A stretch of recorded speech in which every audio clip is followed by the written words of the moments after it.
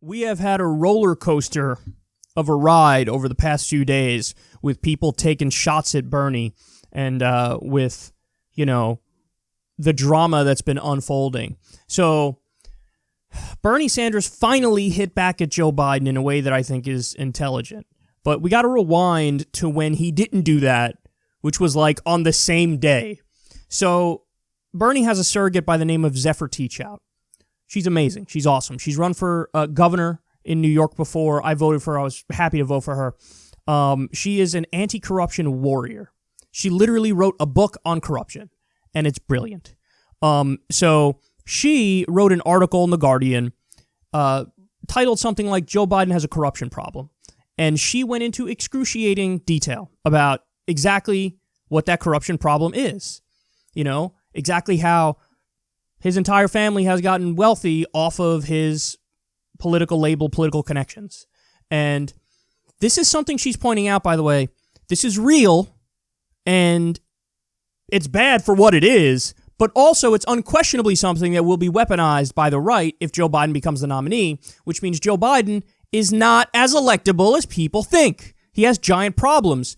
Apart from not being coherent, there's also the thing about, he will get pummeled on his record. He'll get pummeled on outsourcing deals that he supported, wars that he supported, and detailed evidence of corruption.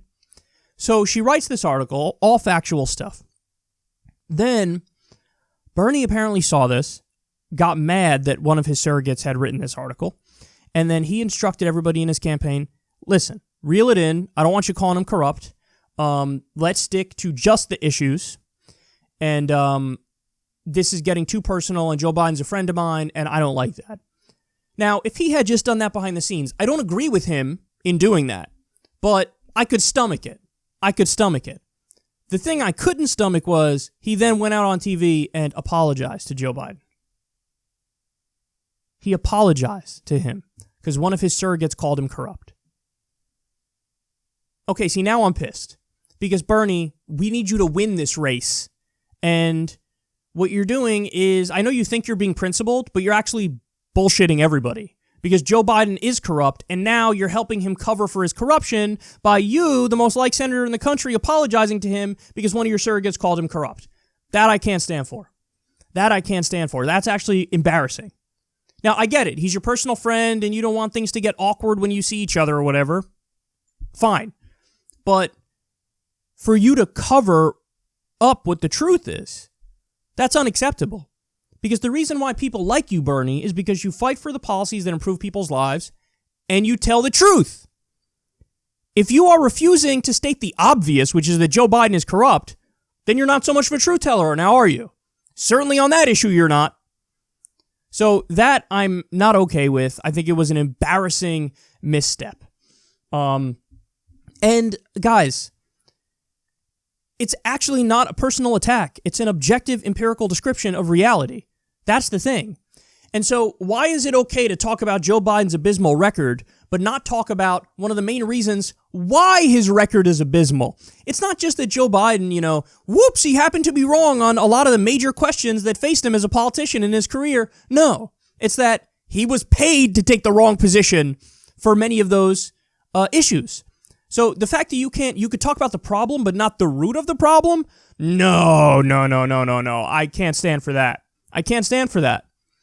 Now, the other argument some people have made is the reason why Bernie hit the brakes here is that we're about to have an impeachment trial. And in the impeachment trial, the entire Republican counter-argument is going to be, well, Joe Biden's corrupt. So Bernie was like, I don't want to give them any ammo in the impeachment trial, so let's pump the brakes and not say that. I don't know if that theory is true. But even if that theory is true, Bernie is still wrong. You're not allowed to bury the truth for, partisan reasons. No, the truth is always a defense. Truth overrides whatever your little, goofy political calculations are. I don't care about your political calculations. And, by the way, it's a foregone conclusion he's going to get acquitted. It's a foregone conclusion. So why are we pretending like there's still an open question and, maybe we could find a way to get Trump? It's a giant waste of time. Again, people might get mad at me for pointing these things out. I don't care. That's the reality of the situation. He's going to get acquitted. This is all a waste of time. Adam Schiff, and he can give grandstanding speeches from now until the end of time, is going to do Dickie McGeezacks. It's going to do nothing. So I don't know if that's what Bernie was thinking. Whether it is or it isn't, he's still wrong. That's, my take on it. Now, after Bernie Sanders apologizes to Joe Biden, of course, goes out there and, puffs his chest out like, Bernie apologized to me for the things he said against me. He's going to use this against you until the end of time now, Bernie's going to use this against you the rest of the race for sure. Anytime anybody says anything about when Bernie came after you, his response is going to be, he apologized to me. It's a get-out-of-jail-free card. No, he apologized to me. Now you say, well, hold on, Kyle. He only apologized for that specific thing. Joe Biden's already using it not just in the context of that criticism. He's using it in a more broader sense. Oh, Bernie came after you for X, Y, and Z. He apologized to me. Doesn't matter what the details are. You're just going to say he apologized and then move on. Insanely bad strategy. Now, to thank Bernie Sanders for apologizing to him, what did Joe Biden do? Well, he released an ad accusing Bernie of lying, particularly on Bernie's claims about Biden's record on Social Security. Bernie's saying Biden has wanted to cut Social Security for decades. And Biden's like, how dare you? You're lying about my record. Watch. As Democrats, we can't launch dishonest attacks against fellow Democrats. We have to beat Donald Trump. Now Bernie's campaign has unleashed a barrage of negative attacks on Joe Biden. They've even accused Joe Biden of supporting Paul Ryan's cuts to Social Security. Bernie's campaign is not telling the truth. Joe Biden has repeatedly voted to save Social Security. He and President Obama beat back Republican attempts to privatize it. And in 2012, Joe Biden even said he didn't support those cuts to Paul Ryan. We will be no part of a voucher program or the privatization of Social Security. Biden's plan protects Social Security and will increase benefits. Bernie's negative attacks won't change the truth. Joe Biden is still the strongest Democrat to beat Donald Trump. Notice the tricky, slick thing he did there. He said, oh, I never supported cuts. And then they play a clip of him saying, we're not going to privatize it or make it a voucher program. Whoa. Just because you opposed privatizing it, just because you opposed making it a voucher program, doesn't mean you opposed cuts. That's a bait and switch, and it is obvious to anybody who knows this stuff inside and out. Because, one of the ways that people have talked about cutting it is not adjusting the cost of living. So there's one way we do it where we adjust for cost of living with inflation, and then there's another way there's nothing they want to change it to called chain CPI, which reduces the cost of living adjustment, which is an effective cut. Another way of cutting it is, advocating for freezing the benefits. So in other words, don't increase at all with inflation, chain CPI, or otherwise. Don't increase at all. So there's a number of ways that you could cut it. And what he's saying is, oh, I oppose the privatization of it. Okay, but that doesn't mean you opposed cuts to the program. Now, finally, it looks like Bernie Sanders got the message. Oh, that's right. I'm in a primary. And I actually should, point out where my opponents are wrong and where I'm correct. So he and his team released this ad almost immediately after Joe Biden released that ad. When I argued that we should freeze federal spending, I meant Social Security as well. I meant Medicare and Medicaid. I meant veterans benefits. I meant every single solitary thing in the government. And I not only tried it once, I tried it twice, I tried it a third time, and I tried it a fourth time. Well, we've got some bad news for them. We are not going to cut Social Security. We're going to expand. Damn. So Bernie said, when he tweeted that out, he said, let's be honest, Joe, only one of us is lying about Social Security, and it ain't me. Finally, you're hitting back. Keep hitting. Like, we got the primary coming up, and guys, don't get it twisted. Bernie is still in second. Like, he's winning in Iowa, he's winning in New Hampshire in the polls, but we need Bernie to win, like, at least 3 of the first 4 states. Why? Because come Super Tuesday, Biden's got a giant lead in many of those Super Tuesday states. So, we need to do well early on, get the momentum, and then take off. That's what we need. That's kind of what we're banking on. So that's why I've been panicking a little bit in the past couple weeks, is because you got to go, man. You got to go after Biden. You got to go after Biden. His voters are not just going to come to you without you making a case. Part of your case, here's what I'm in favor of. Bernie always does that, and he does it wonderfully. But yeah, part of that pitch also has to be the guy who you're supporting or thinking of supporting, he doesn't agree with you at all. He wants to cut Social Security, Medicare, Medicaid. This is a guy who voted for the Iraq War. This is a guy who led the charge for the bankruptcy bill, and the bankruptcy bill made it incredibly difficult. Student loan debt that people have up to their eyeballs, a lot of that's because of Joe Biden's bankruptcy bill, a bill he pushed for. So he biased the system against students, made it a lot harder for them to file for bankruptcy. You can't file for bankruptcy on student loans. So, point out his record. There's so much stuff in there.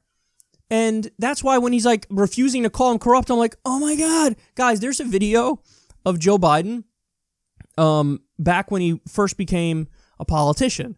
And he casually talks about how, when I ran the first time, I went to all the big donors, and I was more than willing to prostitute myself to them. But they said, son, come back when you're 40. And so what I had to do is go to the small donors for, my first run. He's not kidding. He's like, yeah, I tried to sell out, and they wouldn't have me yet because I was too young. If I'm Bernie Sanders, I'm running that ad in Iowa. I'm taking that clip and running it in Iowa and saying, is this the kind of politician we need? So I'm happy that Bernie Sanders hit back. By the way, again, if I was on Bernie Sanders' team, that was just one clip they played. That was just one clip. Let me tell you something. They could literally run a new ad every time Joe Biden denies that he was for cutting Social Security. They could run a new ad with an old clip of him saying he supports Social Security cuts. Because, guys, he's been doing it for decades. He has advocated it. I've seen at least 5 or 6 different videos of him advocating it throughout the years.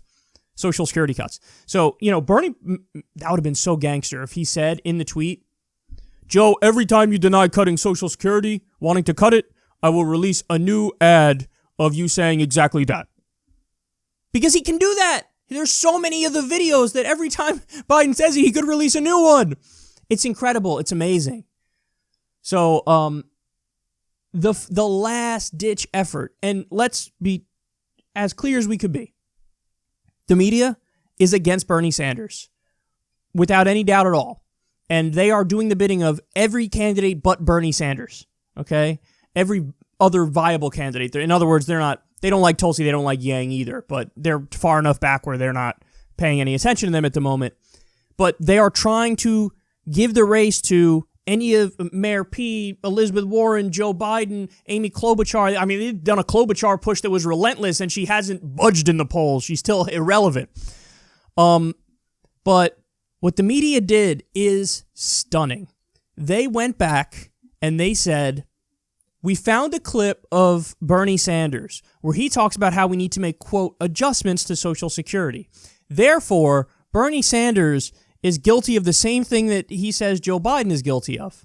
Because Bernie has argued previously that when people talk about making adjustments to Social Security, that's code word for cut it. So Bernie Sanders also wanted to cut it in the 1990s. Therefore, this is a wash. That, guys, I believe, was it a Bloomberg? It was either a Bloomberg reporter or a Daily Beast reporter that made this argument and like wrote an article and everything.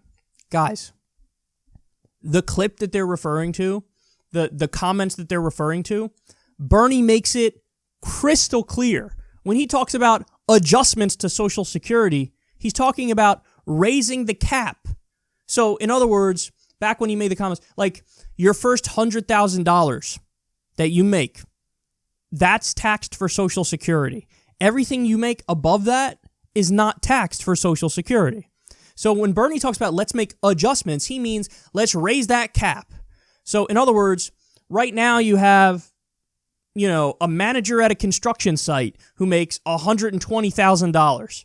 That dude pays the exact same amount of money in Social Security tax as LeBron James does.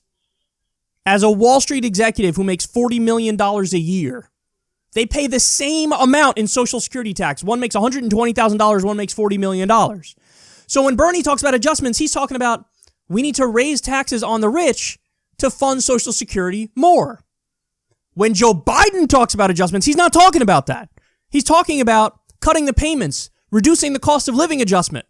So he's talking about cutting the payments. Bernie's not talking about cutting the payments at all. He's talking about raising the taxes on the rich to keep funding it.